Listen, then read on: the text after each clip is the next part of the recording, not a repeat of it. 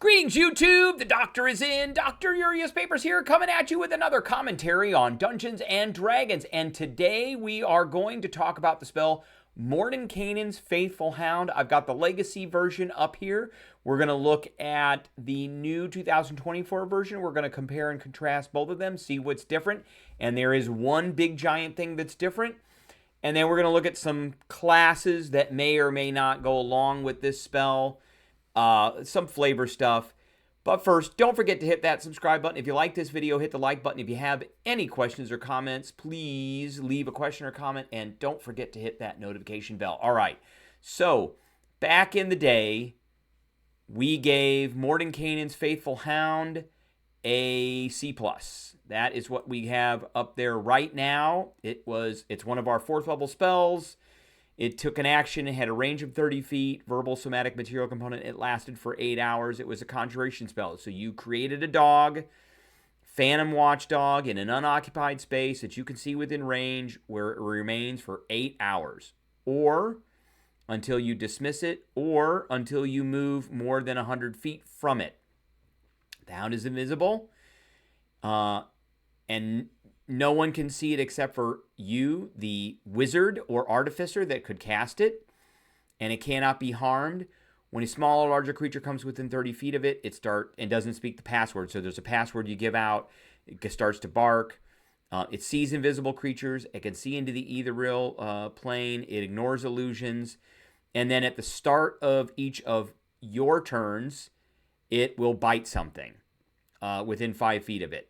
The hound's attack bonus is equal to your spellcasting modifier plus your proficiency bonus, which for a wizard, that's intelligence. And it does 4d8 damage, 4d8 piercing damage, which on average is 18 points of damage. So we gave this a C+, mainly because it doesn't move. Essentially, this was just something you put up to guard your party when you were getting to do a long rest. That's why it lasts for 8 hours. It was meant for long rests. Something has changed, and it has made it way, way, way better. So let's take a look. Here is the new version. Still a 4th level spell, 1 action, still has 30 feet, verbal, somatic, material components, still only usable by artificers and wizards, still lasts for 8 hours, still a conjuration spell. You conjure it. The hound remains for the duration or until the two of you are more than 300 feet apart. So that's one thing. The legacy version was 100 feet. This one is 300 feet.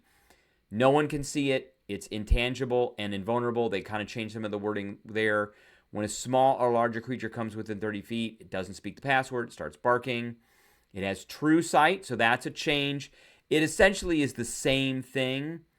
So it can see in normal and magical darkness, even though that's not really a thing.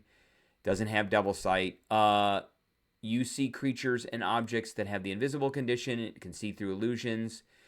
It can see anything that has been transformed. But you can't really communicate with this thing. So, and it sees into the ethereal plane within 30 feet. So it's a little bit of a bump. At the start of each of your turns, the hound attempts to bite something that's within 5 feet of it, and they have to make a dexterity saving throw, or they take 4d8 damage. Now, the old spell was a to hit. This one is a dex save. I think it's kind of 12, 13, one half of the dozen or the other. I think it's basically the same. It's a wash. Some creatures have pretty good dex saves, some don't. Out of the physical attributes, I would rather target dex saving throws than anything. Now, here's the biggie. This is the biggie. On your later turns, you can take a magic action to move the hound up to 30 feet.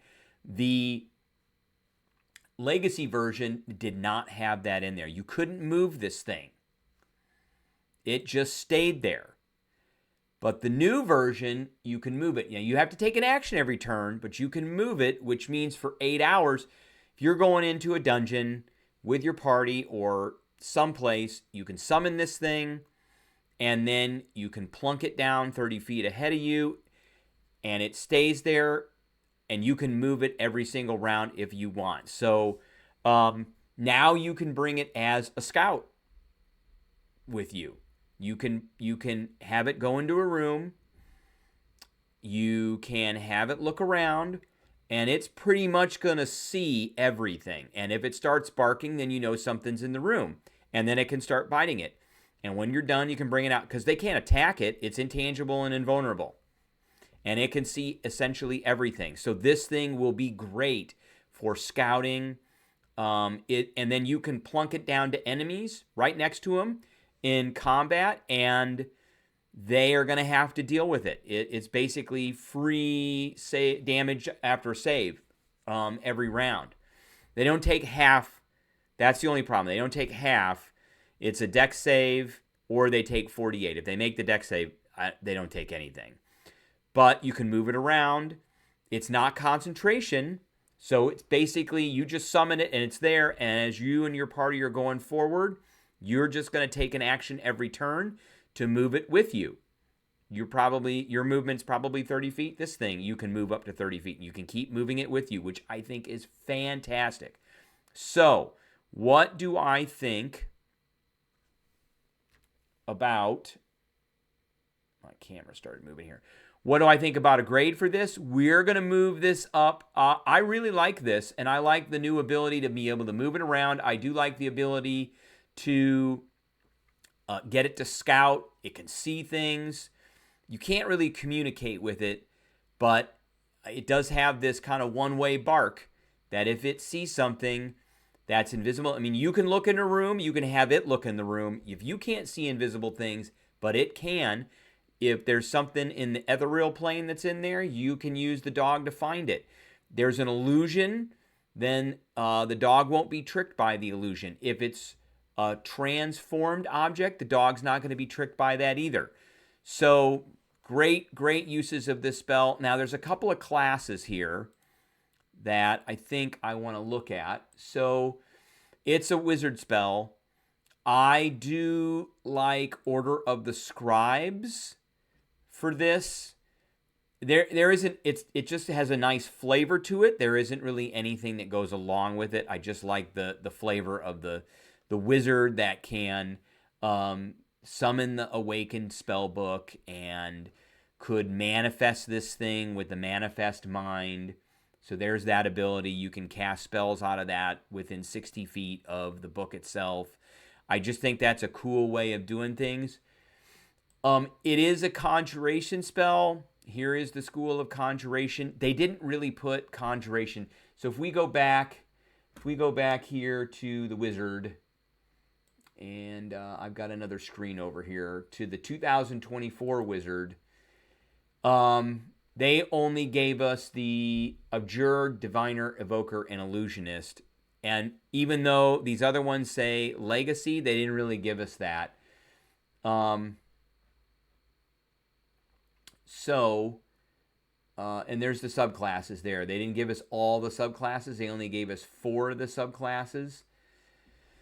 So, Conjuration Wizard is Legacy, and it's not Legacy. But there really isn't anything that's good for this until, like, specifically for this spell, really until you hit 14th level, and then it doesn't even have hit points. So you could, like, summon something and give it 30 temporary hit points. But this thing you can't hurt. So, again, I think Conjuration Wizard is just for flavor. Artificers can also use this spell. The only problem with an Artificer using this spell is that it is a 4th level spell, which means that the Artificer is going to need to be 13th level before they can use this spell. Now, you could have a couple levels in Artificer and the rest of your levels in Wizard, and then you can get this spell probably at 10th level. And I would take a minimum of 3 levels of Artificer so you could get your subclass. I like Battlesmith for this. Artillerist is also not bad for this. I mean, Armor, Artillerist, or Battlesmith, I think all 3 of them work well. I never liked the Alchemist. Sorry. It is what it is. But I do like, for flavor-wise, I do like the Battlesmith with this. The Battlesmith has its pet. So there's the Steel Defender. And then you can have the Mordenkainen's dog up at the same time. And again, just all in all, in summary, for the end of the video here, I like the dog. I think it's an A-, and particularly because you can move it. And now because you can move it, it can do so much more than it could before. All right, that is what I have for everybody today. I appreciate everybody tuning in, and I will catch everybody